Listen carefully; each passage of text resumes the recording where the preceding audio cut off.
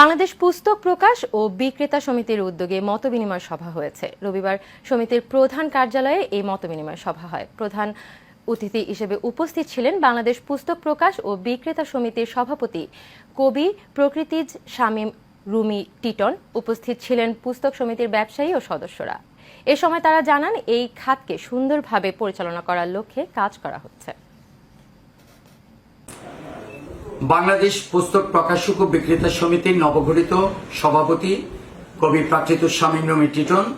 আমাদের আজকের যে অনুষ্ঠান এবং আজকের যে সভা, এটা মূলত বিগত 4 টার্মস 10 বছর, প্রায় 8 বছর ধরে, 8 থেকে 10 বছর কোনো ধরনের ইলেকশন করা হয় না, কোনো ধরনের নির্বাচন নেই। অনিয়ম দুর্নীতির মধ্য দিয়ে যত ধরনের নির্যাতন আছে 64 জেলা, তারা নির্যাতনের মধ্য দিয়ে অনেকের লক্ষ লক্ষ কোটি কোটি টাকা তারা আত্মসাৎ করেছে এবং সর্বশেষ তারা পালিয়ে গেছে। এখান থেকে পালিয়ে গিয়ে তারা এখান থেকে সমিতির অনেক কাগজপত্র দিয়ে নানা ধরনের তথ্য বিভ্রাট এবং প্রপাগান্ডা করেছে।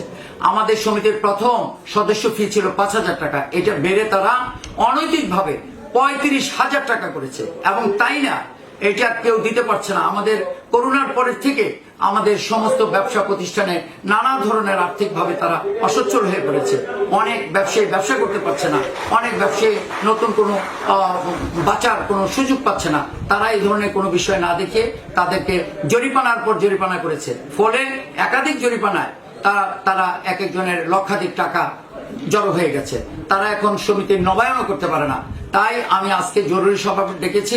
প্রথমত হলো অবৈধভাবে যে 35,000 টাকা সমিতির সদস্য ফ্রি করেছে, এটাকে আমরা নিচের দিকে নামিয়ে নিয়ে আসবো। কম করে 50% আমরা এটা কমিয়ে নিয়ে আসার চিন্তা করছি। দ্বিতীয় নম্বর, জরিমানা যে করেছে তারা লক্ষ লক্ষ টাকা, এইটা অবৈধভাবে সমিতির খাতাপত্রে এগুলা নাই, এইগুলোর টোটাল জরিমানাটা আমি মওকুফ করার সিদ্ধান্ত নিয়েছি।